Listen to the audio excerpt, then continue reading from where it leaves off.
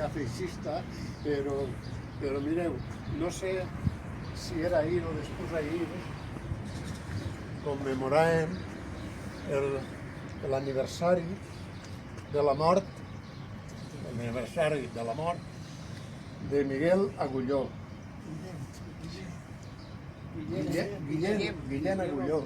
Vull dir en això que el règim franquista que ara estem commemorant així va ser un exterminador de les idees democràtiques i republicanes que la república en aquell moment va durar poquet, va intentar imposar o va intentar difundir a la societat espanyola. I mira si quan diuen que el franquisme va eliminar la república, va eliminar tota la cultura republicana, tota la cultura democràtica, perquè l'any 75, quan va morir, encara va assassinar a cinc republicans. Vull dir en això que no sols en el 75, en el 93, el franquisme que ha quedat i està així per nosaltres, encara està exterminant a republicans, està exterminant a les idees democràtiques. I jo no sé com quedarà, però si no arriba a bon port la idea eixa de la Montero i la de Rufián, pues la cosa va mal, va molt mal, molt mal. I tenim que demanar, jo demanaria responsabilitats a la que estan als càrrecs del PSOE, que no s'enjuntaren per impedir que entrara el feixisme, perquè està ahí, està ahí a la porta. El feixisme està ahí i som els que tenim, perquè la democràcia, l'únic perill que n'hi ha és que té un aspecte d'aritmètica, matemàtica. Es compten els vots. I si es compten els vots i són majoria, siga qui siga, hi ha que respectar-ho. Aquesta és la dificultat que té a mi la democràcia. Per tant, ja que la tenim ahí i que tenim que conviure en ella, hem de ser capaços del veïnat, dels amics, les rodes que tenim, intentar que no entre el Vox i l'extrema dreta i la dreta, que la dreta que n'hi ha és, i Vox, són els mateixos, perquè es fan la competència a veure qui està més a la dreta. Bueno, per això volia dir, visca la república i que tinguem molta salut i força per intentar que no entri.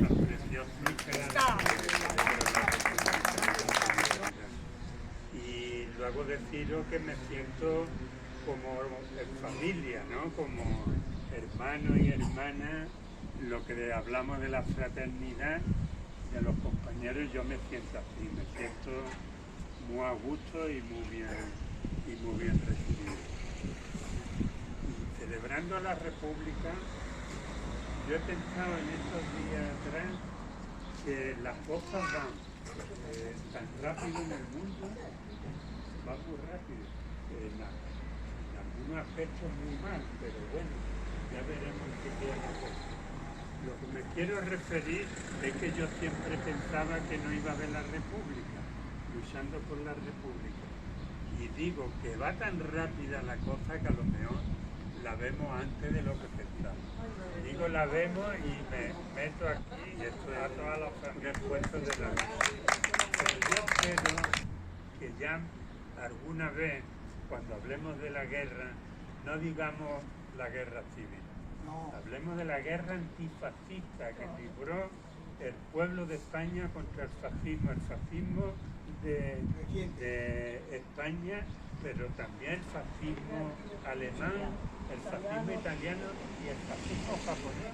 Carlos, por su presencia y también por darle las gracias por la labor que haces de explicar esas historias que nos hacen falta precisamente para combatir esas ideas fascistas que al final tienen diferentes, digamos, versiones, pero todas ellas al final tienen su raíz en ese fascismo que tenemos que eliminar como sea.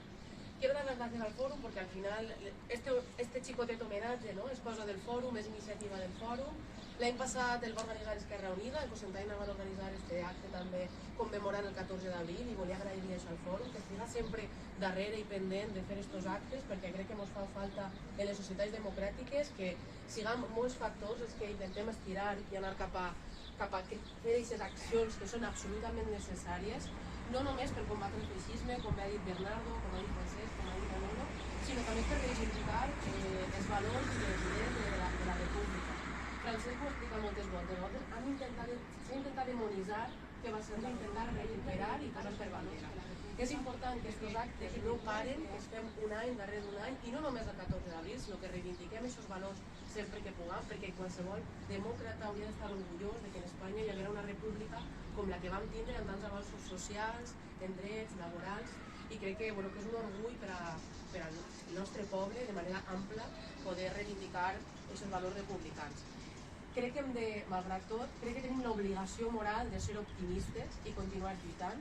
Els temps són complicats, els temps són molt difícils, però crec que nosaltres tenim aquesta obligació d'intentar lluitar per aquests valors i que també això les noves generacions puguen agarrar el relleu i estirar cap a aquesta recuperació d'una democràcia plena. Només tindrem aquesta democràcia plena si som capaços de reivindicar èpoques tan concretes i tan valoroses com va ser la república i encara totes les víctimes que malauradament es va deixar aquesta guerra que no ha sigut una guerra assignada. Moltes gràcies a tots per vindre i gràcies al fòrum per haver-nos acompanyat.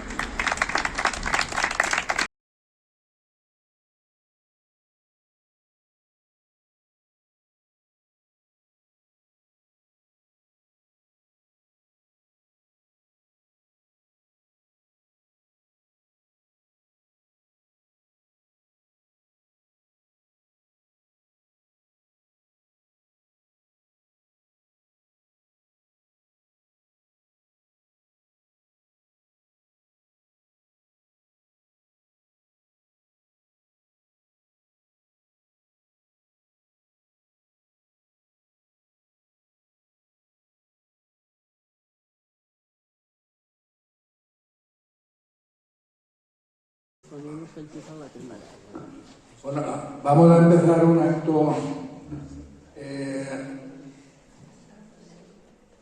de presentación del libro de Manolo García, que ahora Simón Ebot nos va a presentar al que lo ha escrito o ha redactado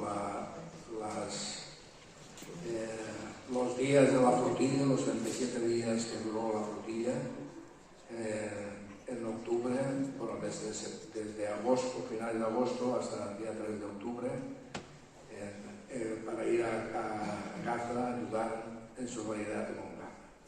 Jo només dir 4 cosetes. El fòrum teníem interès de portar-lo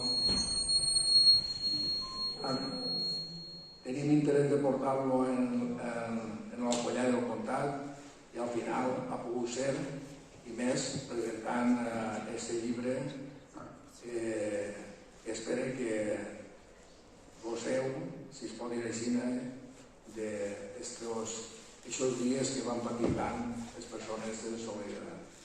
Bueno, res més per part meua i moltes gràcies per haver participat i estar així.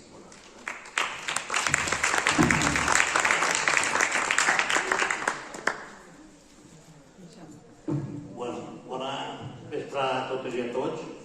Aneu a disculpar-nos, però anem a fer-ho en castellà, ja que Manolo és malagueño y por lo tanto no se tendría que hablar en valenciano. ¿Vale? Bueno, hoy presentamos a Manolo García, pero sobre todo presentamos una vida marcada por la coherencia, por el compromiso y por una forma de estar en el mundo que no entiende de silencios ante la injusticia.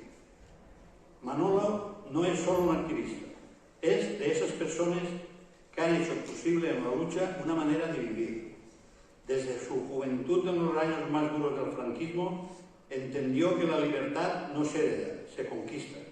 Y ahí estuvo, en primera línea, formando parte de esa generación que se jugó mucho para que hoy podamos vivir con derechos. Su militancia en el Partido Comunista no fue una etiqueta, sino el inicio de un camino de entrega y resistencia. Pero su compromiso no se quedó en el pasado, porque hay memorias que no pueden olvidarse.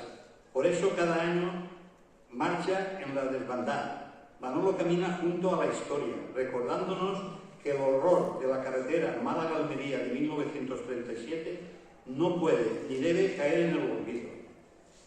Y cuando las fronteras parecían marcar límites, él decidió cruzarlas, porque la solidaridad, cuando es verdadera, no entiende de mapas. Estuvo en Palestina, a bordo del Sirius, formando parte de la flotilla de la libertad, desafiando el bloqueo de Gaza, con la única arma, la de la dignidad.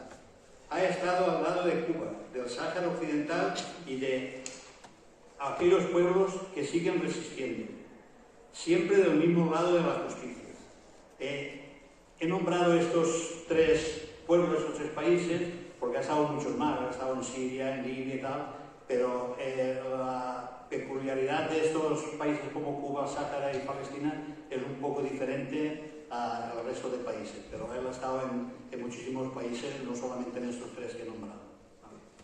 Hoy esa experiencia toma forma en un libro, Diario a bordo del Sirius, prologado por Carlos Gardel.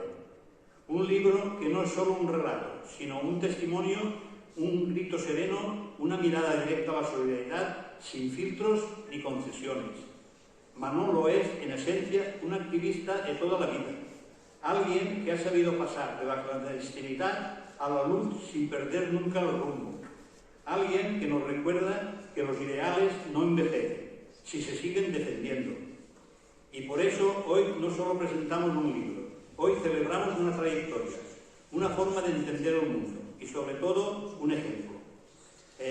Deciros que el libro está basado en 6 puntos básicamente. Uno son los preparativos en Barcelona y salida al mar, la vida a bordo del Sirius, diversidad y motivaciones de las personas a bordo, narrativa de esperanza y solidaridad en la lucha, momentos de tensión y riesgos, impacto emocional y mensaje final.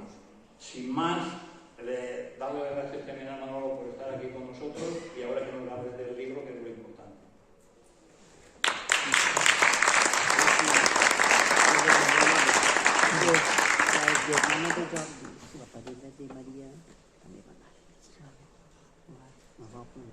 Bueno, en primer lugar, muchas gracias por vuestra asistencia.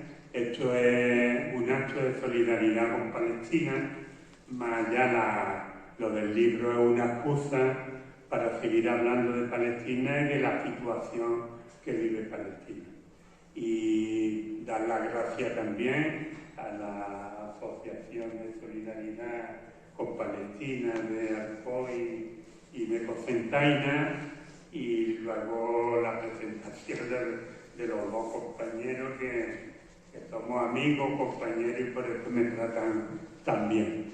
Yo, como introducción al acto, quiero poneros un videoclip que dura 4 minutos y ya inmediatamente pues empiezo a hablar de prácticamente lo que ha dicho Simo. Habla en el diario. Antes de hablar del diario del barco, quiero dar algunos datos que están en la base de la ocupación colonial de Palestina, que me parece muy importante para que luego podamos entender por qué vamos a defender Palestina. Y luego ya hablamos del libro y de la situación actual de guerra y de genocidio que continúa en Palestina. Entonces, si se puede apagar la luz un poquito, la de aquí de arriba, para ver mejor esto. Y la tierra entera sea una cicatriz Aunque tenga que pagarles con mis huesos, no me voy de aquí. Aunque no quepan más muertes en mis ojos y el dolor esté empeñado en repetir, aunque aparte con mis manos los escombros, no me voy de aquí.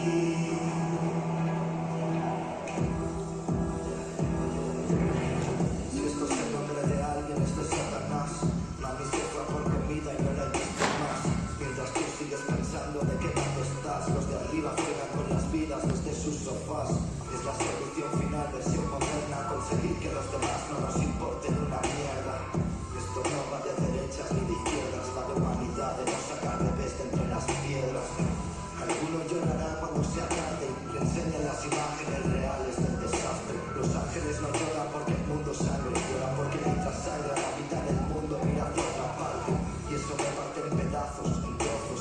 Yo que era de abrazos y de lazos, hoy estoy rabioso. Si no llega la comida y el agua a los pozos, el hambre será el arma más cruel del poderoso. Los dos no caben 5 letras, no es un frase de protesta. Aquí un estado mate niños, no lo llamen guerra. Harto de ver cómo manipulan mi lengua. No hay muertes, hay asesinos que asesinan gente. Se sabe que, quién, cuándo, dónde, por qué, cómo. Se puede parar el mismo, pero no se quiere. Hay que decirlo alto y fuerte. No es un tsunami, aquí es gente, con nombres y apellidos que asesina gente. Adoro escribir, pero esto me duele. No quiero que suene a música que entretiene. Es un grito, la acción es urgente. Requiere moverse y que nuestros presidentes despierten. El tiempo de ser pillos y lo hubo se acabó ya. Toca actuar, si un pueblo sufre se le apoya. Yo puedo discutir con cualquiera de cualquier cosa, pero no hay discusión aquí, todos somos carne. Dime qué culpa tuvo el niño que con miedo mira un cielo lleno de bolas de fuego que traerían desolación. Y qué culpa tuvo el padre que se arrastró por el suelo para encontrar entre ruegos a su hijo entre un montón. Son futuros sepultados bajo piedras y cemento. Piden paz en sus discursos y financian armamento. Hay madres con afonía tras gritar con agonía entre el silencio. Noche y día, nombres que se lleva el viento. Ya no queda nada, solo polvo y alambradas. Los columpios balancean llantos, vidas apagadas. Y le apartas la mirada hasta tragedia mientras tú ves tus comedias entre risas enlatadas. Se quedan sin vida, sin techo, sin voz ni derechos. De hecho, los quieren echar de aquí. Que hay pólvora en sus lechos, balas que atraviesan pechos en cuerpos maltrechos. Por eso parar estos hechos depende de ti.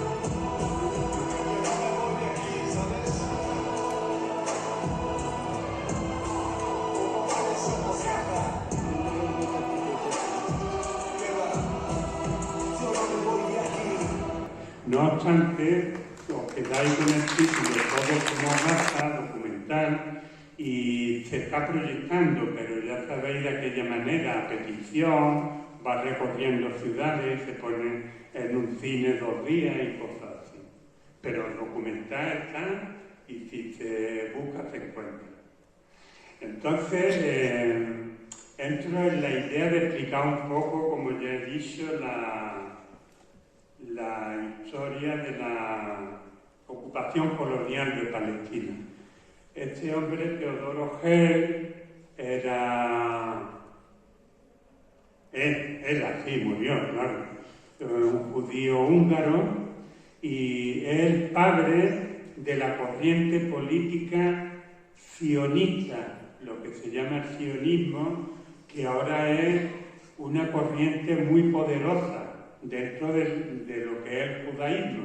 Judaísmo, una religión igual que la católica, donde hay católicos de extrema derecha, acordaros de los guerrilleros de Cristo Rey, aquellos fascistas que le iban pegando a la gente, y ahí de izquierda, cristiano por el socialismo, es decir, en todas las religiones hay distintas opciones políticas, y esto aparece como una opción política dentro del judaísmo.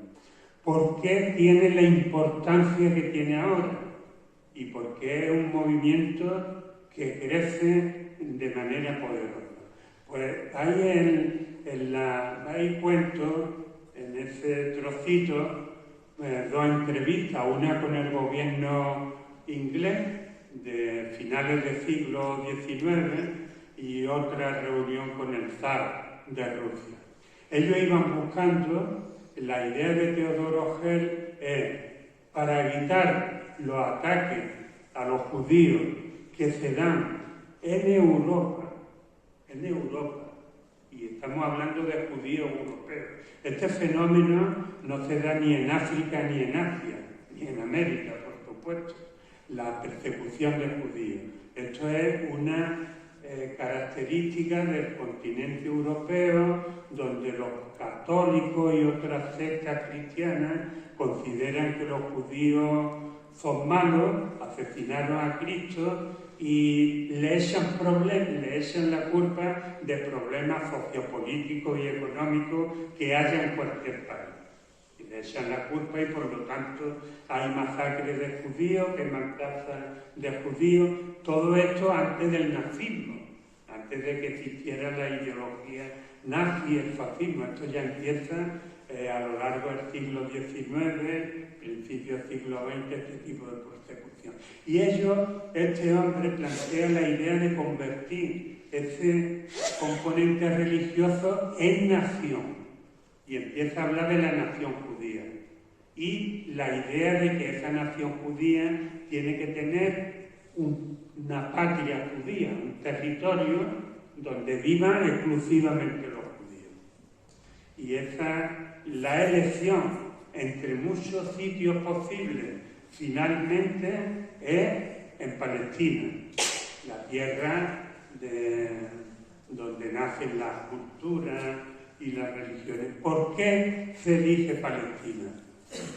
Pues por la idea que le venden al gobierno inglés. El gobierno inglés, a finales del siglo XIX, a principios del siglo XX, hasta la Segunda Guerra Mundial prácticamente, es la primera potencia del mundo. Yo creo que hay que retener esa idea. Es la primera potencia del mundo. Juega el mismo papel que luego jugaría Estados Unidos. Y entonces la idea que le venden a Inglaterra es, si se crea un hogar judío en Palestina, para los judíos europeos, porque en esos momentos era la inmigración y la influencia fundamental de esta gente era en Europa, si creáis ese hogar judío, no decía nación o Estado, porque todavía no tocaba, será el guardián de Occidente y defenderá los intereses de Occidente frente a la barbarie asiática. La barbarie asiática, que es Oriente Medio y todo lo que hay atrás, todo lo que hay detrás, que la India, China o el Japón, que son culturas milenarias muchísimo más antiguas que la Europa bárbara. Es la barbarie asiática y la modernidad de Europa. Y esa idea de ser guardián de Europa se concreta además porque primero no le dan crédito ni los gobiernos ni los poderes financieros. La banca Rothschild, que era judía, de nacionalidad, los dueños, o sea, de religión judía, la banca Morgan, que siguen existiendo y siguen siendo muy poderosas como parte del capital financiero internacional. Y ya en esos momentos, a principios del siglo, ya se está explotando el petróleo en Oriente Medio. En 1908 los ingleses ya están explotando el petróleo en Irán, en Kuwait y en otros países de Oriente Medio.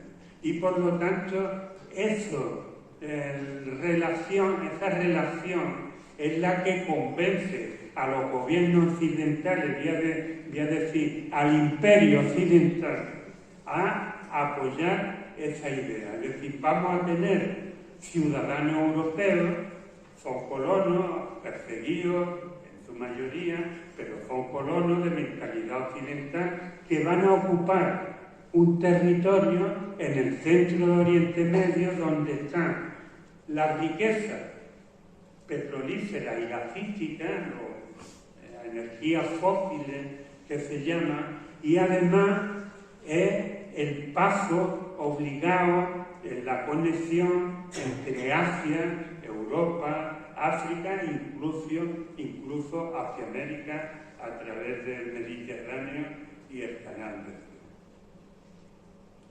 Esa idea toma cuerpo oficialmente en 1917, cuando este señor Balfour, ministro de Asuntos Exteriores de la primera potencia del mundo, y que en 1917 ya estábamos en la postrimería del fin de la Primera Guerra Mundial y los ejércitos ingleses ya habían conquistado esta zona, la zona de Palestina, y se habían repartido con el Imperio ruso y con el Imperio francés, ya se habían repartido en un acuerdo secreto que se llama Sykes-Picot, Sykes por el inglés, Picot por el francés, que negociaron el acuerdo, ya se habían repartido el Oriente Medio y hacen con un tiradillas lo que se van a quedar los franceses, lo que se van a quedar los ingleses y lo que se van a quedar los rusos.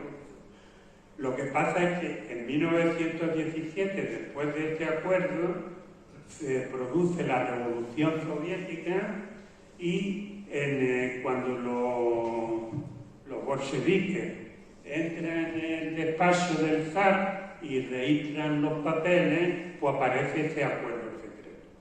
Y entonces, efectivamente, tal y como está en el acuerdo, los franceses y los ingleses ocupan su parte del Oriente Medio. A los ingleses les toca Palestina, Jordania, Irak, y a los franceses les toca Líbano y Siria. A los rusos que les tocaba parte de Turquía, los rusos ya no existe el zar, ya hay otro sistema de gobierno y por lo tanto no hay una ocupación rusa de parte de Turquía. Esta es la importancia, la idea de Israel ocupando una parte de Oriente Medio, que me parece importante señalar esto siempre ha sido, pero una manera de constatar esa cuestión, como el presidente Biden, cuando era senador, en un debate parlamentario en 1986, pues dice esa idea: si Israel no existiera, habría que inventarlo. Porque Israel es el perro guardián de los intereses occidentales. Luego ya se puede elucubrar sobre lo malo que es Netanyahu, pero si miráis para atrás los distintos primeros ministros que ha habido en Israel, pues llegamos a ese refrán que hay: otros vendrán que bueno me harán, y siempre el último es más malo, es más malo, pero antes había también muchos malos. Lo mismo con el presidente de Estados Unidos, el Trump, que está loco, loquísimo, pero defiende lo que tiene que defender, los intereses de Estados Unidos, no de los Estados Unidos. Ni todos los judíos son sionistas, ni mucho menos los estadounidenses son imperialistas. Hay un pueblo estadounidense que lucha por la libertad, por la democracia y es antiimperialista también. Y esta idea se repite constantemente. La necesidad de que Israel, como en su confluencia. Luego ya no es una misma cosa, es un Estado con sus propias contradicciones y conflictos, y luego está Estados Unidos y el bloque europeo, que ha jugado el mismo papel.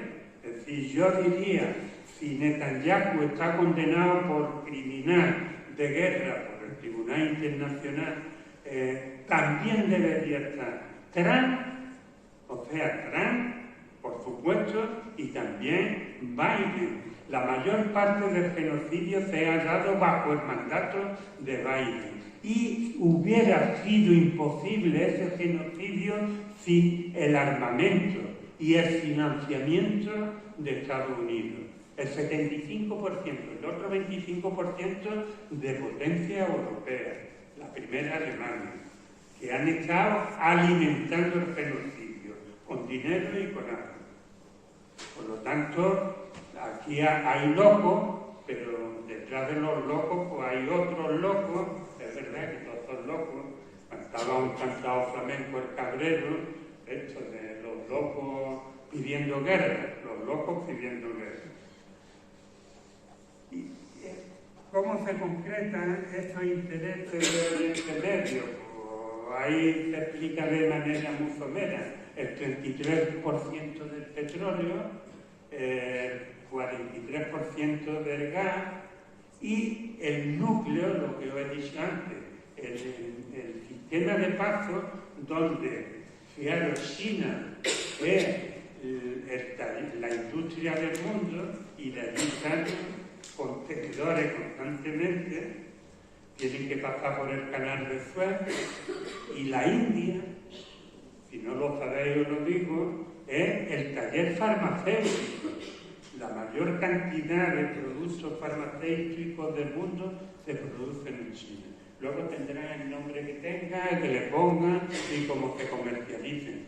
Se producen en China con mano de obra barata.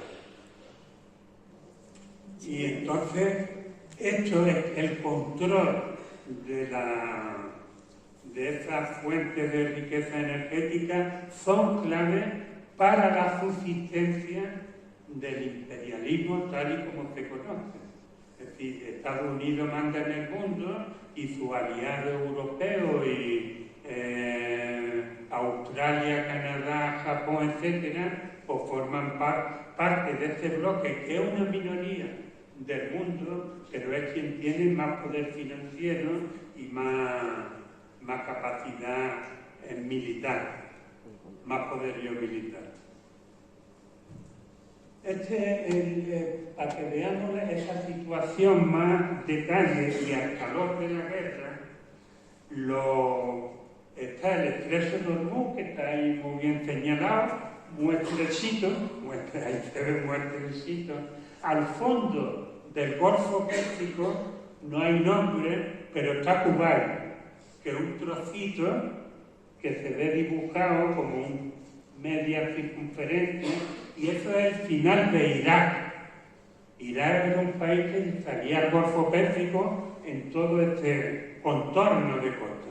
Kuwait es un estado artificial que crea Inglaterra porque se empezó a explotar, y todavía Kuwait es uno de los grandes productores de petróleo. Kuwait consigue la independencia del Reino Unido en el 71, hace 4 días, como quien dice.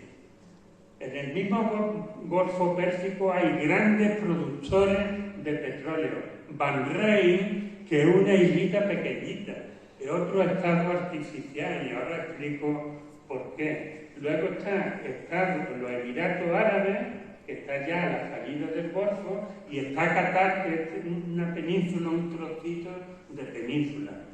Esos 4 estados, son, yo creo que este dato es impresionante desde mi punto de vista. La media, poniéndolo entre los 4, la media de población es 70% de inmigrantes, mano de obra esclava, que ganan una miseria y trabajan en plan esclavo, y el otro 30% son los autóctonos poseedores de las riquezas, que al mismo tiempo esa riqueza depende de las grandes compañías del imperio, las grandes empresas petrolíferas, que son los que le dan de comer a los ricos de esos países, y todo sobre la base de la mano de obra esclava, que la mayoría son asiáticos. Hubo en un tiempo palestinos, trabajando ahí, muchos palestinos que echaron de allí cuando empezó el conflicto de Irak, ya sabéis, a principios del año 2000, y Yasser Arafat defendió a Irak en vez de defender a Estados Unidos. Y eso fue la perdición de los palestinos y de Yasser Arafat. Y por ahí tiene que salir, en los Emiratos Árabes. Los Emiratos Árabes, Irán y Rusia producen entre los tres países el 60% del gas natural que se está alimentando la industria y la energía en el mundo. Por lo tanto, tienen un peso muy grande. Además, ahí hay grandes fábricas de los productos que se le echan al campo para que crezcan, fertilizantes. Grandes empresas que funcionan con gas natural. Y las que hay en Europa funcionan con gas natural. Gas natural ya mismo está racionado, porque no viene, pero aunque se abriera el estrecho de Hormuz, la principal bolsa de gas natural, que es compartida, es una única bolsa. Irán pincha por una parte y Emiratos pincha por otra, un acuerdo entre los dos países. Pues las dos bases de producción han sido bombardeadas en la guerra y calculan entre 3 y 5 años el tiempo que van a tener en volver a ponerla en marcha. Es decir, estamos en una situación que se nos viene encima y que todavía el mundo no está enterado.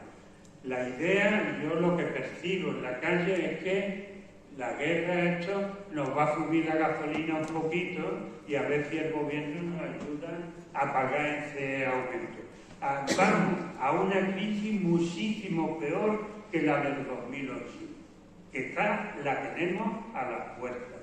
Crisis que va a venir en forma de paro, de cierre de empresas y de racionamiento de la energía fósil. Gasoil se va a racionar, no hay gasoil, y eso significa que el campo, la pesca, todo lo que necesita potencia de producción no va a haber. Y, por supuesto, el queroseno, que es la parte más pesada del petróleo, que es lo que usan los aviones para volar, dentro de 2 semanas no hay queroseno, no voy a hablar ya dentro de... Lo están diciendo las compañías aéreas mundiales que ya están suspendiendo muchos vuelos.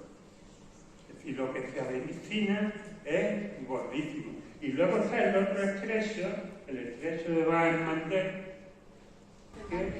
y por una parte se impide la salida de un any darrere d'un any, i no només el 14 d'abril, sinó que reivindiquem aquests valors sempre que puguem, perquè qualsevol demòcrata hauria d'estar orgullós de que en Espanya hi haguera una república com la que vam tindre en tants avanços socials, en drets, laborals, i crec que, que és un orgull per al nostre poble, de manera ampla, poder reivindicar aquests valors republicans. Crec que malgrat tot, crec que tenim l'obligació moral de ser optimistes i continuar lluitant.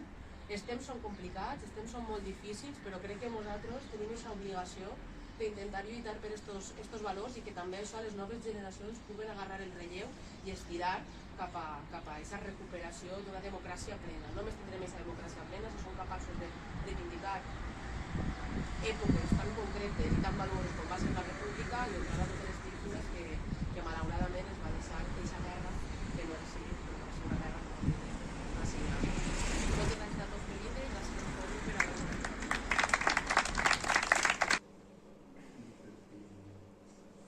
Sí,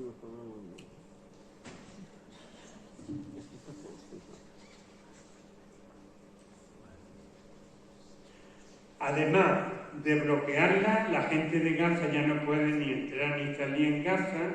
Los productos que se producen en Gaza, verdura y fruta, no pueden venderse fuera, ellos no pueden comprar nada. Si se crea una situación de bloqueo económico y financiero que empobrece rápidamente a la población de Gaza. Un bloqueo que ha utilizado tradicionalmente Estados Unidos pues para empobrecer a países como Cuba, como Irán, como Nicaragua, como Venezuela, etc. Los gobiernos que no le bailan el agua. Y además de ese bloqueo, además hay operaciones constantes de castigo, es decir, bombardeo de Gaza, que ellos le llamaban de manera educada cortar el césped, de manera elegante. Es decir, este año toca cortar el césped porque el césped está muy crecido en Gaza. Y entonces se producen operaciones militares constantemente. Ahí viene bombardeo en el 2004, bombardeo en el 2006, 2 operaciones de castigo, el 2008, en 2012, en 2014, sigue la batalla de Gaza en 2018. La batalla de Gaza simplemente está, fijaros, siendo el 70 aniversario de la Nakba en mayo del 2018, durante más de 30 semanas, es decir, más cerca de 7 meses, o algo más de 7 meses, durante 7 meses miles y miles de habitantes de Gaza van hacia la valla que la separa de Israel de manera pacífica, diciendo con el mensaje claro a Israel: tenemos derecho a volver a nuestra casa y vamos a volver. Y se llama la marcha del retorno, la llama marcha pacífica. Entonces todos los días se acercamos a la valla y entonces era tiro al plato. Los soldados apostados en altura detrás de la valla mataron a 400 palestinos en estos 7 meses, y sobre todo lo más impresionante no es porque un herido sea mejor estar herido que estar muerto, es que hay más de 10.000 heridos y la gran mayoría sin piernas, tiradas a las rodillas para dejar a la gente pobre. En Gaza, una de las características que tiene, después de tantas operaciones de castigo y tantos ataques, hay muchísima gente inválida con prótesis. Sigue.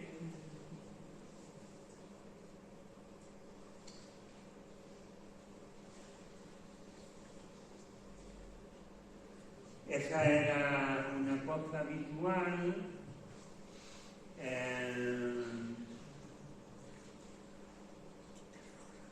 En las operaciones de castigo, y luego ya aterrizo empieza a aterrizar en la flotilla. En 2011, o sea, después del bloqueo a Gaza, en 2008 van 2 barquitos. Ahí he puesto un ejemplo de barquito, no fue ese, pero este es un pesquero de Málaga que estaba matriculado en la caleta de Vélez, que es un puerto de Vélez Málaga, un pequeño puerto pesquero de Vélez Málaga, y ha participado en la flotilla del año pasado. Iba Estrella y Manuel, se llama el pesquero. Pues bien, 2 embarcaciones de este tipo en 2008 se van para casa para romper el bloqueo y nadie los para y entra en Gaza. ¿Qué ocurre? Que miles y miles de palestinos de Gaza van a recibir a esos 2 barcos como héroes y como representantes de la solidaridad internacional y de la ayuda internacional. Y entonces Israel toma nota y ya no vuelve a entrar ningún barco más en Gaza. En 2009 lo intentan varios barcos más, pequeños también. Este es uno de ellos. Como veis, tenéis la proa hundida porque un barco israelí le embistió de frente. Estuvo a punto de hundirse, consiguió regresar. Los otros dos barcos ya inauguran una actividad permanente de lo que han hecho la Armada israelí, que es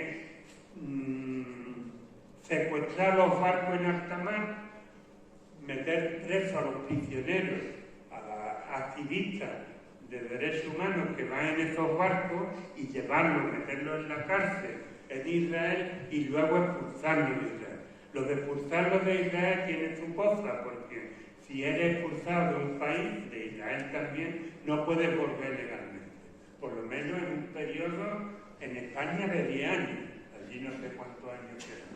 Y por lo tanto, esos activistas no pueden volver legalmente a Israel y visitar Palestina, la Cisjordania. ¿Acabo? A ver, no, es que a mí me gustaría que aterrizaras ahora, ya que nos has explicado la situación global de Gaza y Cisjordania, en la presentación del libro.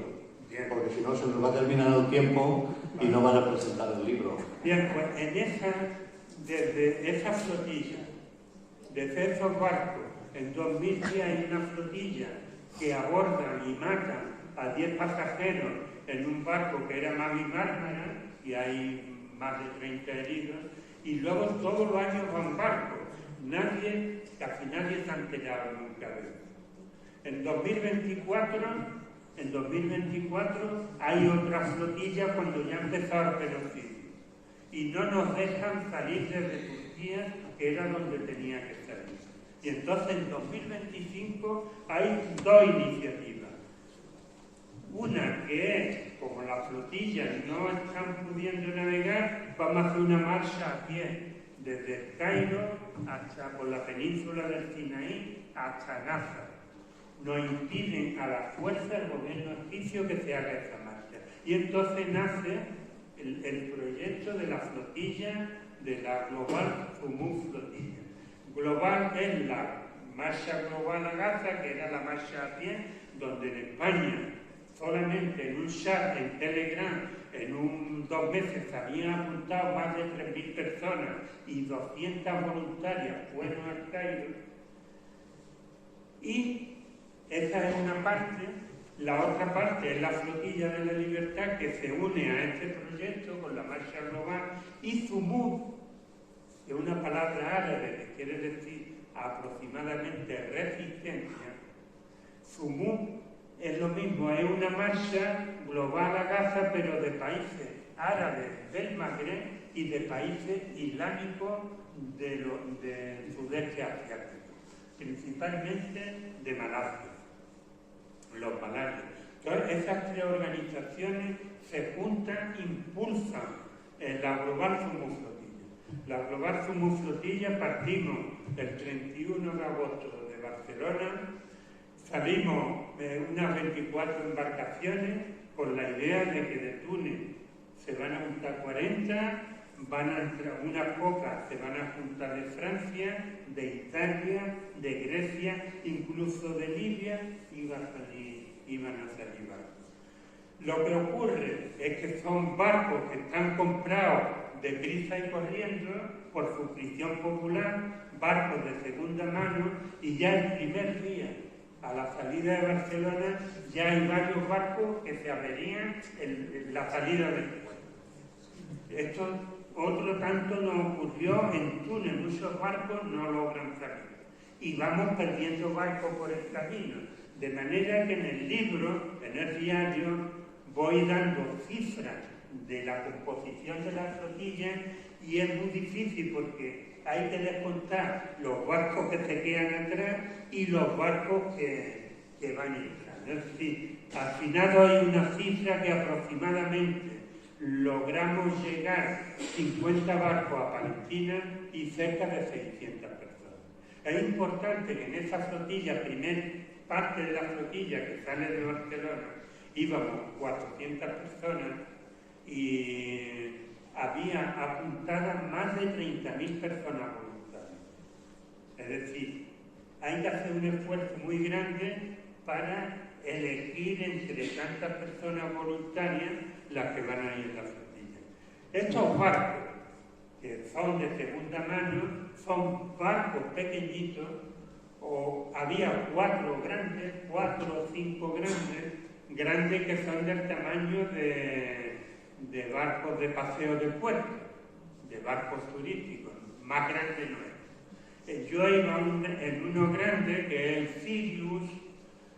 Sirius,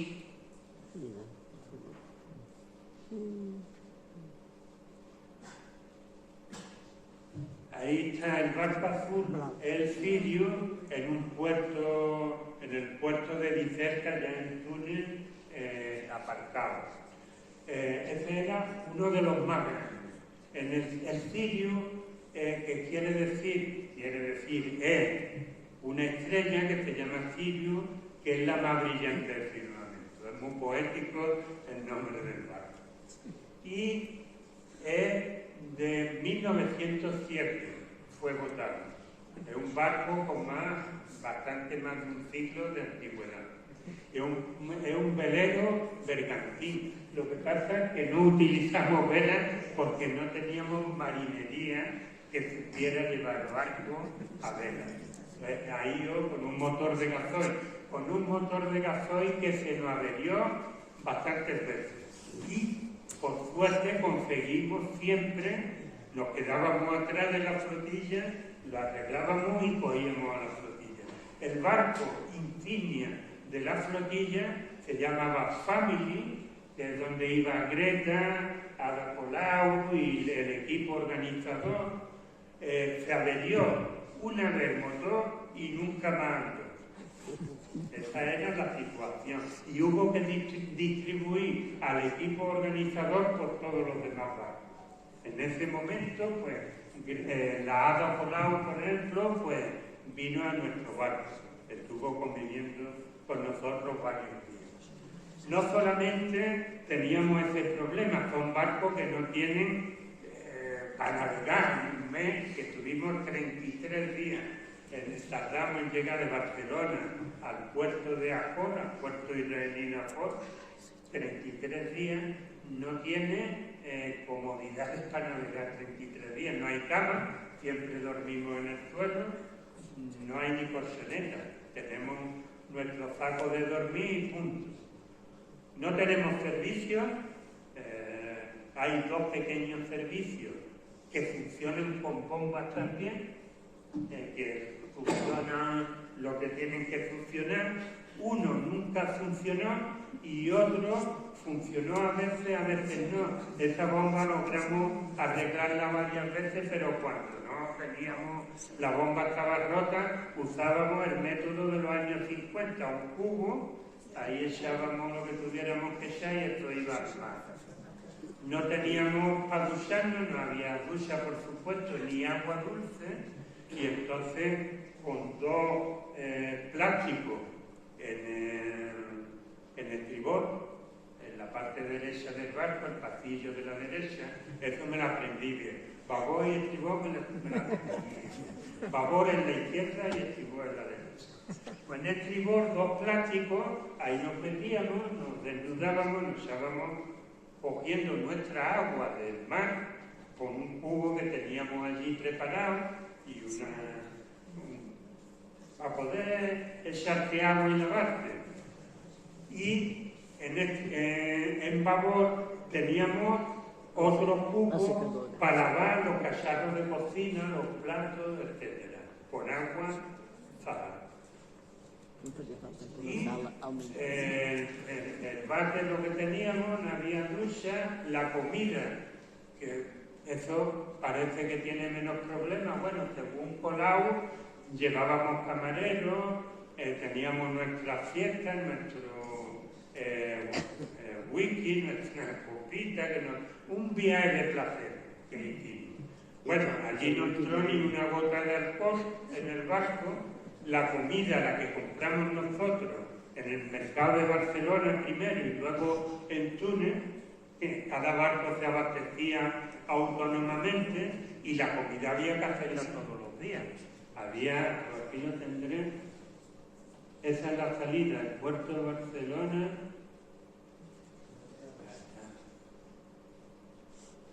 No soy muy ducho yo con el ordenador. Esto, por ejemplo, esto es parte del equipo de cocina. Éramos más. Ahí estamos 4 pelando zanahorias, cortando pimientos y charlando, lógicamente, mientras trabajamos. Estábamos todas las mañanas, teníamos que estar pelando verduras, que llegamos a aborrecerlas, y cortándolas en trocitos para hacer potas de verdura, básicamente. Entonces no teníamos camareros, ni cocineros, ni nada, éramos nosotros. Estaba el ayudante de cocina, el jefe de cocina, a lo mejor lo conocéis, un compañero negro, altísimo, se llama Cerisne, fue diputado de Podemos, y hace 2 semanas lo detuvieron por tenerlo. Yo me hice muy amigo de él, es una persona extraordinaria, y él me contaba todas las veces que es para aburrir que lo han detenido en la calle por negro, sospechoso de delincuente. Eres negro, eres sospechoso de delincuente. Lo detuvieron en la puerta de su casa, venía del trabajo y, bueno, si habéis visto los vídeos, le dieron una paliza, lo metieron en la cárcel y luego lo tuvieron que buscar. Y la policía sabía perfectamente quién era, porque una persona conocidísima en Madrid. Por lo tanto, no hacíamos nuestra comida, había un equipo de limpieza, otro equipo tenía que llevar el barco, fijaros, como es tan viejo, no le funcionaba tampoco, ancla por supuesto no teníamos ancla, no podíamos anclar, cuando parábamos lo que hacíamos era dar vuelta a ritmo lento, pero vuelta, y el volante que se llevan los barcos, este volante, el timón, el famoso timón, eso tiene un piloto automático. El piloto automático nunca funcionó. ¿Qué significa eso? Pues que si por la noche se queda alguien allí orbitando y tiene puesto el piloto automático, no había que hacer una guardia permanente para llevar timón en las manos, que es lo que hubo que hacer todo el viaje. Permanentemente había que turnarse en el timón para poder llevarlo.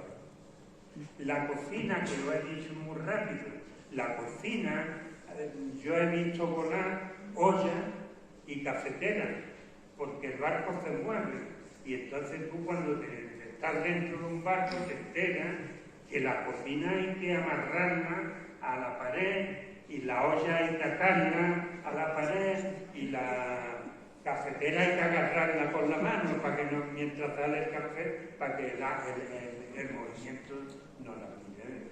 Todo eso no se ve, pero eran dificultades de la permanencia en el barco. Y además de ese trabajo, digamos, manual de llevar el barco para adelante y de mantenernos nosotros a nosotros mismos. Y yo decía, cuento ahí en el libro también, explicaba un poco cómo un equipo, llegamos a ser 29 personas en ese sitio, conviviendo tanto tiempo en ese sitio tan pequeño. Cómo la solidaridad y los ideales comunes, en este caso de defensa de la paz y de los derechos humanos, forjan un sistema de relaciones nuevo. Y yo ponía el ejemplo, una mecánica. Si dentro del barco, entre los mecánicos, había mecánica.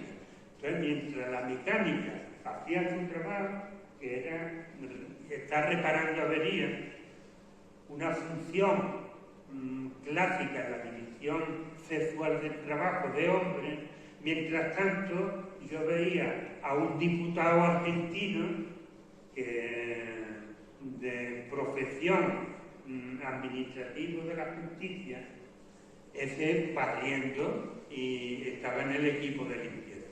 Entonces, esa unidad, esa superación de los roles y ese trabajo en igualdad, no solamente hombres y mujeres.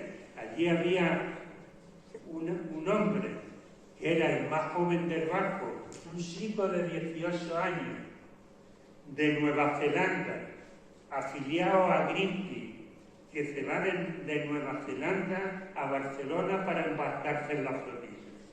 Y un hombre de 78 años, sindicalista brasileño, que también viene de Brasil a Barcelona para enrolarse en la flotilla.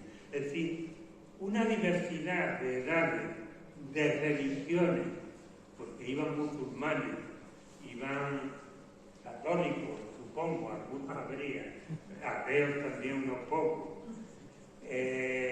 Lengua fusa, 14 nacionalidades. En la lengua había dos, y el castellano no se conocía, y luego tuvimos que meter otra traducción que era el turco, porque al final nos juntamos con un grupo de 6 personas turcas, eran mujeres y hombres. Por lo tanto, se crea una microsociedad donde existe donde las barreras de edad, de género, de idioma, de religiones no existen, y existe un ideal común que se pone por encima de todo. Y dentro de ese ideal común estaba el riesgo de muerte, asumido con plena conciencia. En toda la travesía, desde el equipo organizador se repetía siempre un mensaje. Quien quiera bajarse, todavía puede bajarse. Esto constantemente. De mi barco se bajaron 2 personas. Y se bajaron con el aplauso y el apoyo moral y sentimental del resto de las personas que íbamos navegando. Pero entendíamos que una persona, es decir, todas las personas que íbamos en el barco, en algún momento pensábamos, ¿y si no volvemos? ¿Y si no volvemos? No pensábamos, por lo menos yo, ¿y si me matan? Eso nunca lo pensaba. Lo que pensaba era, ¿y si no vuelvo? Ya no veré a mi hijo nunca más, ya no veré a mi familia nunca más, no veré a mis amigos nunca más. Esas son cosas que te rondan la cabeza durante toda la navegación, porque además salimos de Barcelona y a la altura de Mallorca ya aparecen drones de vigilancia. En principio no nos preocupamos mucho, venían, miraron y se iban. Por eso había también dentro del trabajo a bordo un equipo de vigilancia que se turnaba desde el anochecer hasta el amanecer. Turnos de 2 horas, 3 personas. Por lo tanto, había que en el turno de 2 a 4 de la mañana, de 4 a 6 de la mañana, de 6 a 8 de la mañana, eran turnos duros. Era difícil. Así que se juntaban muchas cosas que hacer. Y luego teníamos asambleas formativas, porque teníamos que aprender qué es lo que había que hacer cuando los soldados nos abordaban. Esa era la primera idea. Y además hicimos muchos simulacros de eso, para aprender y para cuadrar el comportamiento de toda la tripulación. Pero además teníamos que aprender qué pasa, como ya ocurrió, si le prenden fuego al barco. ¿Dónde están los equipos de extinción? ¿Cómo hay que usarlos? Etcétera. Pero bueno, y si hay un fuego, lo apagamos, pero ¿y si se hunde el barco o no hunden el barco con un explosivo? ¿Cómo hay que salir del barco? Yo nunca vi, no, en el barco, hasta que no me lo dieron, yo no vi ningún bote salvavidas, no lo vi. Los botes salvavidas están camuflados, no porque sean camuflados, que son así, son caídas como rectangulares, pequeñas, que se tiran una cuerda y aquello se infla y sale un bote, pero tú en principio lo que parece que es estructura del propio barco. Eso había que aprenderlo.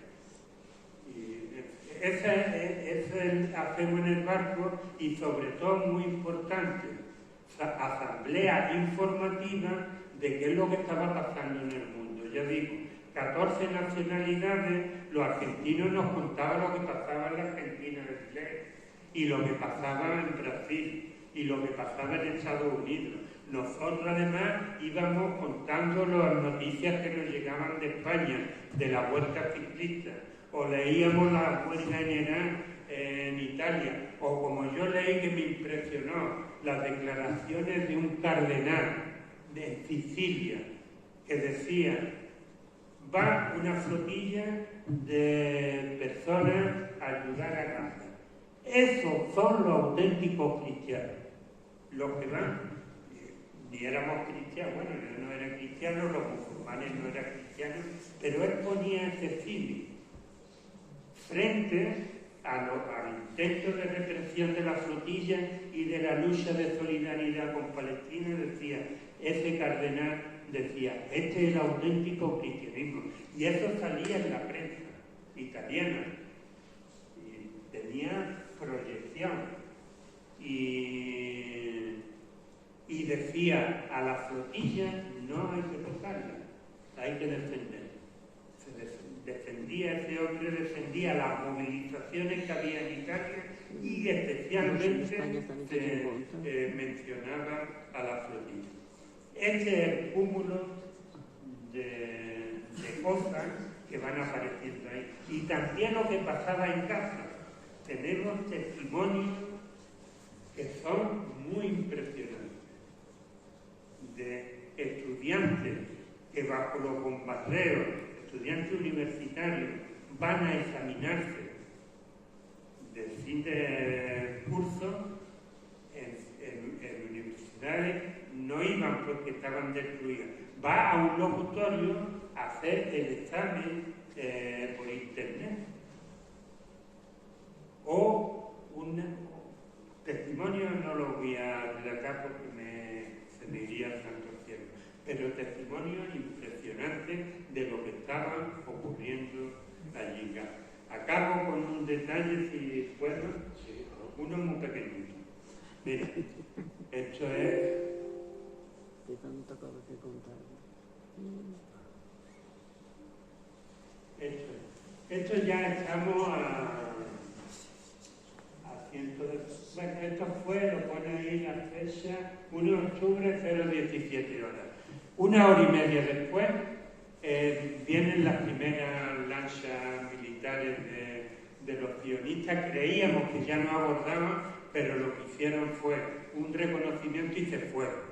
Y ya no abordaron esa noche a las 8:30 de la tarde. Bien.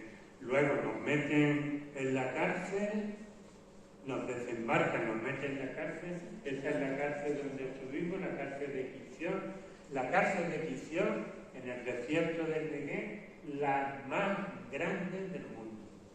Yo esto quiero destacarlo porque Israel es un estado muy pequeñito,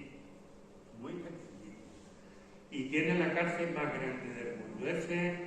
Esa es la tarjeta de presentación del Estado de Israel que lo define como lo que es. Tiene que mantener, está ocupando una población autóctona palestina y tiene que tener siempre miles y miles de personas. Y lo último que yo decía, que tengan miedo,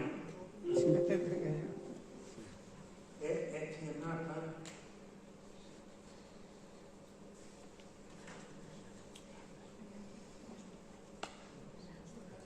Bueno,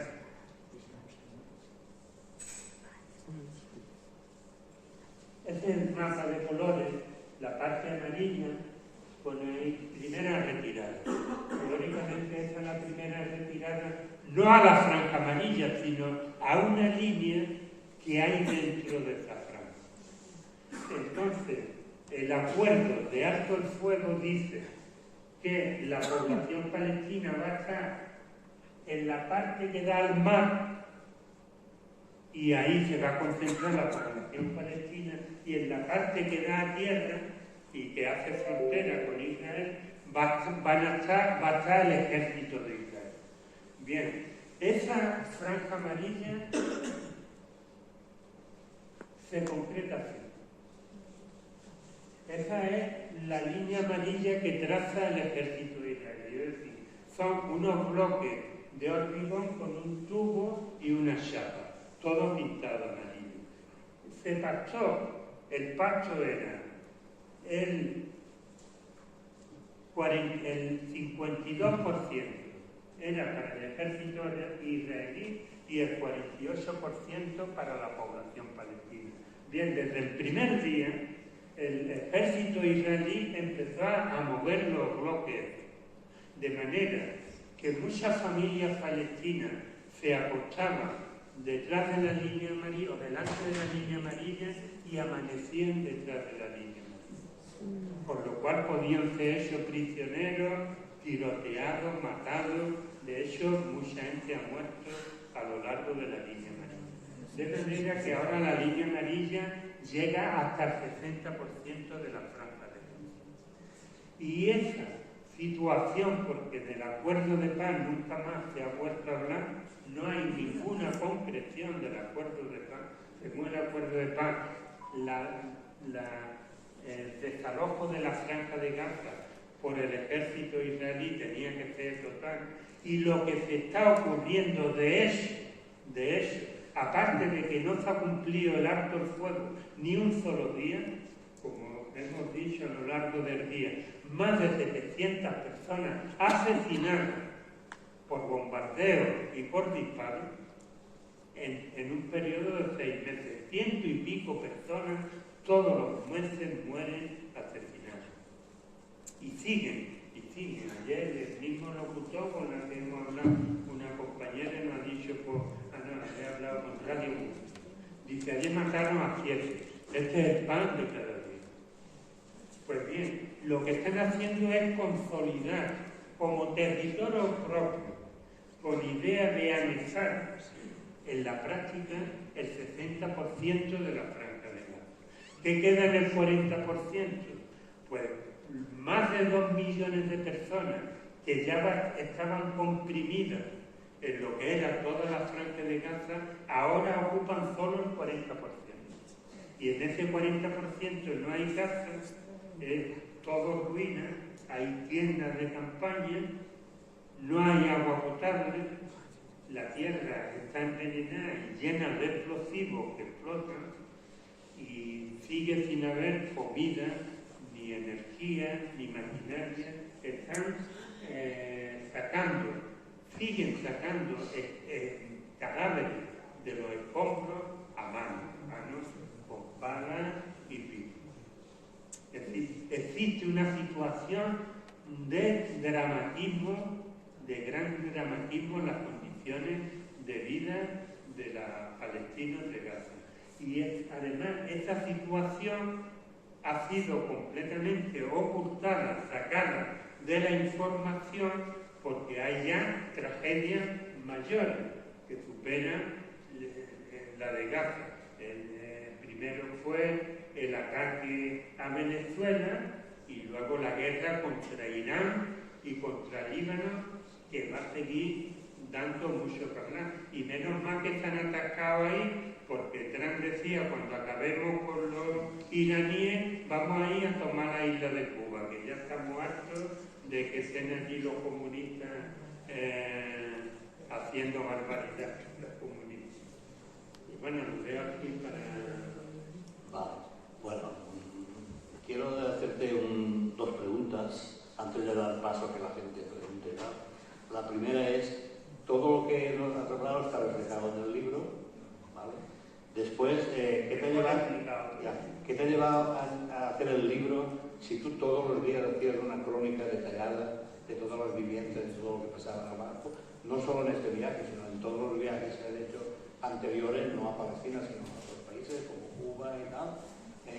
Tú hacías diariamente el resumen de todo lo que había pasado en los días, pero con todo un detalle. ¿Qué te ha llevado a hacer el libro? Pues una cosa muy sencilla, es verdad. Yo empecé a tener actividades, yo siempre he sido sindicalista, de comisiones obreras, siempre he trabajado y he vivido de mi salario, nunca he sido liberado o contratado.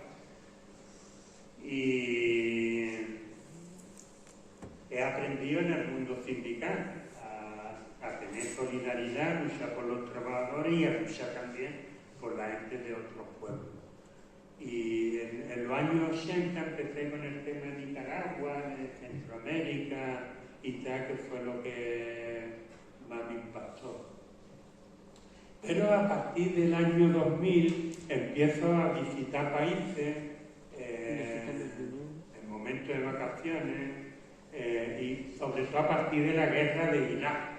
Estuve allí de escudo humano, visité varias veces, estuve en 2005 en plena guerra y luego visité. Y siempre me parecían unos viajes tan fuera de lo común y tan extraordinarios que me gustaba escribir lo que iba viendo y pasárselo a compañeros y compañeras del sindicato, de Izquierda Unida, o amigos y amigas que tengo un listado. Y en este caso, pues también es lo mismo. Yo todos los días escribía a partir de las 8 de la tarde, pues ya me ponía a escribir y antes de las 12 de la noche yo había mandado el diario de ese día. Y entonces lo que ocurre, primero, que la gente quiere saber natural. Yo ahora, por ejemplo, ya estamos en el segundo día de la flotilla que salió de allí. Yo llevo una colega que ha salido ahí en la foto, que estaba al lado mía, Sandra, una mujer gallega, estuvo en la flotilla y ayer se embarcó otra vez. Y entonces, por lo tanto, yo tengo ahí el chofer para que me vaya diciendo cómo va el tema. No me ha contado nada todavía porque yo lo entiendo, porque no ve qué contar. Si todavía no hay algo que contar. Pero ha salido la flotilla ya. Ya salía.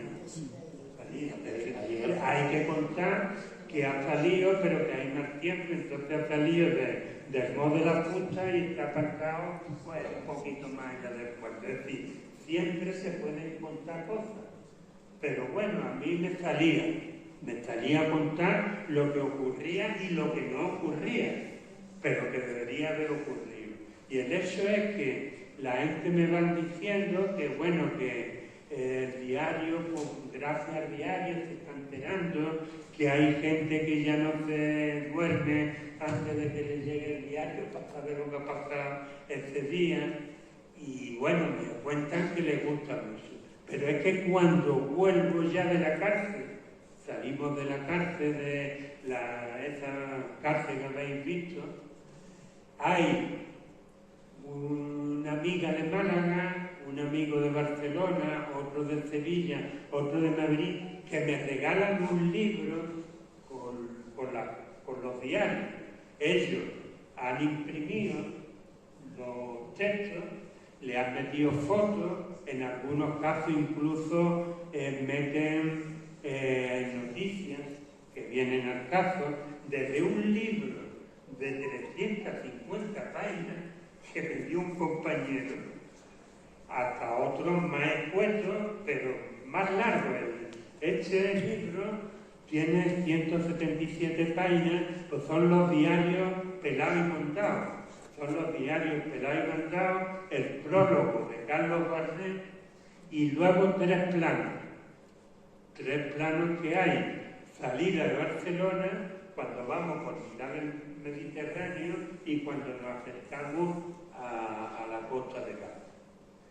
Es mucho más sencillo. Entonces, cuando me regalan los libros, digo, pues, un libro, pero bien hecho, editado por una editorial, profesionalmente editado, pues podríamos hacerlo, porque yo además la editorial Atrapasueños, yo tengo desde hace muchos años buena relación con gente de la editorial. Y además, uno de ellos, que es el gerente, que es amigo mío, pues lleva muchos años diciéndome, Manolo, coño, escribe algo, porque sabe que he estado metido en muchos líos. Y entonces digo, bueno, pues le voy a dar a Joaquín, que se llama, le voy a dar una alegría, le doy los diarios que ya están hechos y que los publique. Y entonces yo me bajé del barco y todavía no he parado. Estoy varios meses dando charlas que en vez de hablar del barco en sí, pues hablo de lo que os he contado y más cosas del conflicto, de por qué hay un genocidio en Palestina. Y luego sale el libro y ahora voy presentando el libro, pero voy hablando de lo mismo, por eso que os di al principio.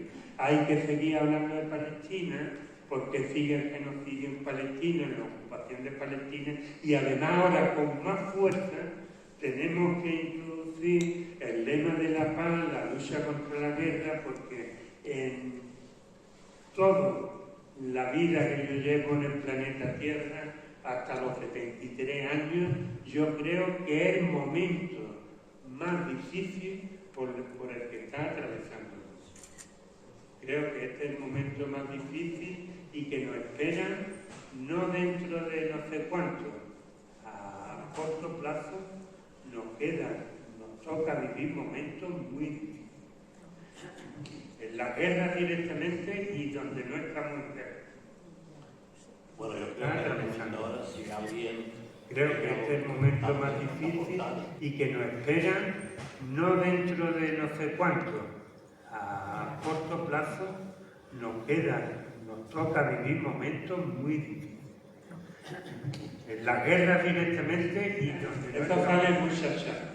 Mira, bueno, yo creo que Hamás es una corriente local de Palestina, de una corriente amplia, política, de lo que llaman el Islam político de todo el Oriente Medio. Son los hermanos musulmanes. Los hermanos musulmanes están en Egipto y allí han provocado conflictos. En Siria, allí han provocado conflictos.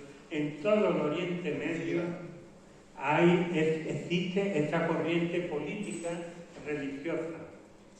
Es verdad que esa corriente, que era pequeña en Palestina, recibe la financiación del Estado de Israel no directamente,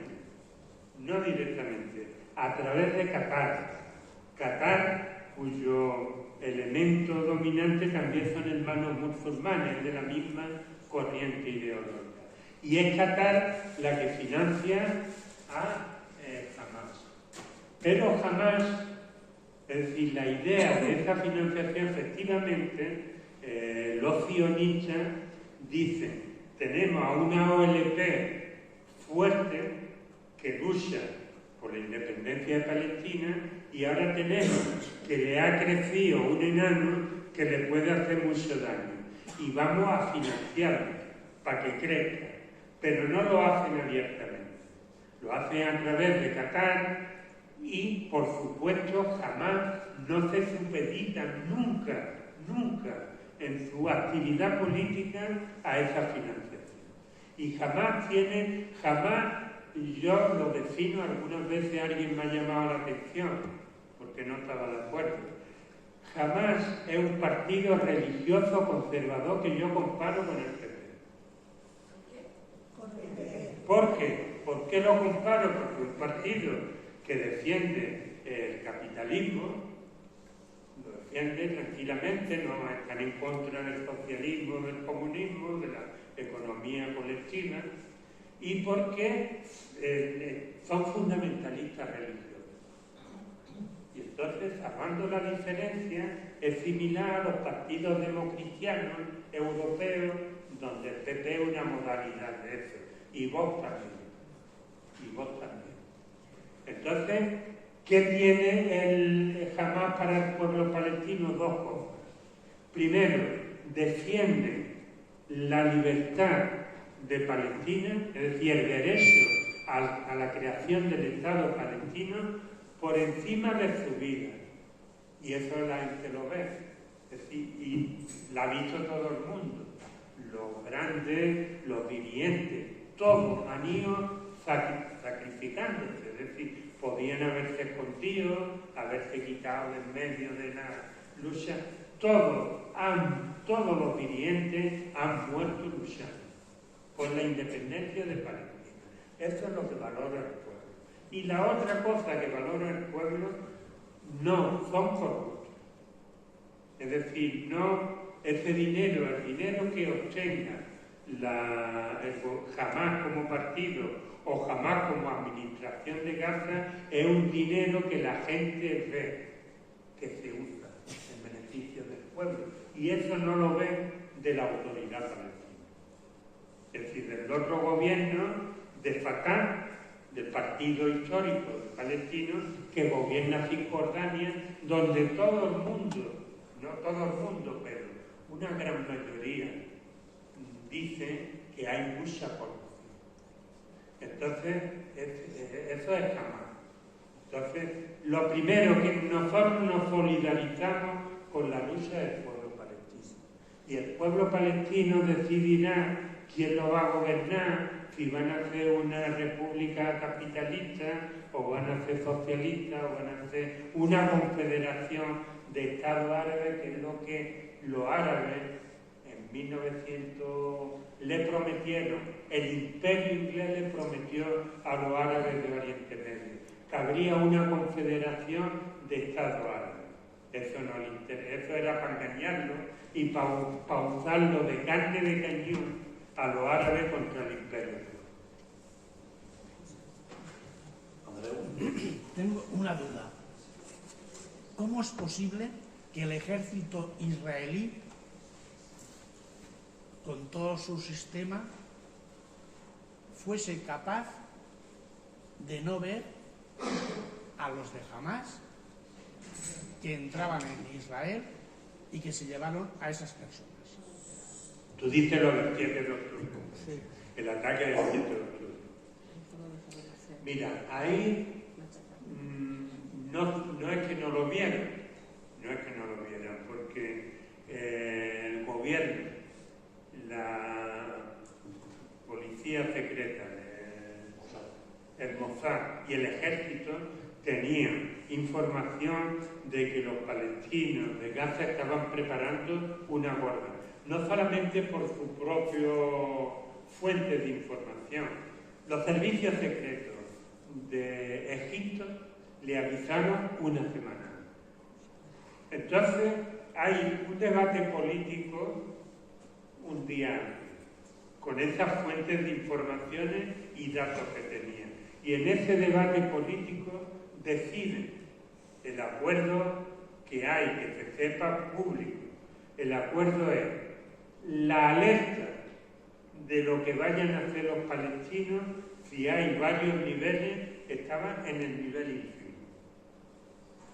Es decir, después de analizar los datos que tienen, estaban en el nivel ínfimo, por lo tanto no tomaron las precauciones que le hubiera obligado que la alerta fuera de tamaño medio, de tamaño máximo. Ahora, lo que nunca se sabrá desde mi punto de vista, ¿por qué llegan a esa conclusión? Entonces, lo que parece lógico es que todo lo que se ha sabido después, todo lo que ha pasado después, le interesaba a Netanyahu y le interesaba a Israel para expulsar a 2 billones de palestinos, más de 2 billones de palestinos de la Franja de Gaza. Pero eso es una hipótesis, porque puede ser cierto que no calibraran nunca lo que iban a hacer los palestinos, porque fue impresionante.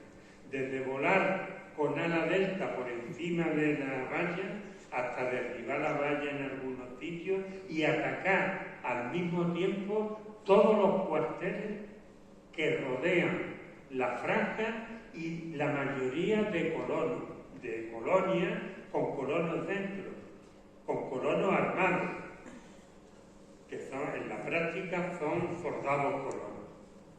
Y entonces eso pues forma parte de si alguna vez hay datos, es como los de las Torres Gemelas, si alguna vez hay datos más fehacientes, sabremos si fue un atentado o un autoatentado, o un atentado promovido desde fuera, como decían también del asesinato de Carrero Blanco. Lo hizo la ETA, sí, pero ¿quién impulsó a la ETA a hacerlo? Y Y entonces son cosas que como ahí entran todo el aparato de secreto y de rollos de hechos, que nunca se sabe exactamente qué es lo que pasa. Pero más allá de eso, lo que sí pone al descubierto, aquello lo que pone al descubierto, primero lo que es Israel, es decir, el mundo ha conocido, hablo de la mayoría del mundo, no las personas que ya llevan muchos años metidos en el tema. El mundo ha sabido lo que es Israel, no era una víctima como se ha vendido, invirtiendo miles de millones de dólares desde el 48 hasta ahora en cientos de películas del Holocausto, donde los judíos, no los sionistas, porque muchos judíos que sufrieron el Holocausto están en contra del sionismo y están en contra del Estado de Israel. Pero ellos se apropian del judaísmo y dicen todos los judíos somos sionistas y todos tenemos que vivir en Israel, cosa que nunca va a ocurrir, y es un estado artificial que desaparecerá más tarde. Y que se llevaron a esas personas. Tú dices lo del 7 de octubre, sí. El ataque del 7 de octubre. Mira, ahí no es que no lo vieran, porque el gobierno, la policía secreta, el Mossad y el ejército tenían información de que los palestinos de Gaza estaban preparando una guerra, no solamente por su propio fuente de información. Los servicios secretos de Egipto le avisaron una semana. Entonces hay un debate político un día antes, con esas fuentes de informaciones y datos que tenían. Y en ese debate político deciden el acuerdo que hay, que se sepa público. El acuerdo es la alerta de lo que vayan a hacer los palestinos. Voy a comprarlo, es importante que lo compre.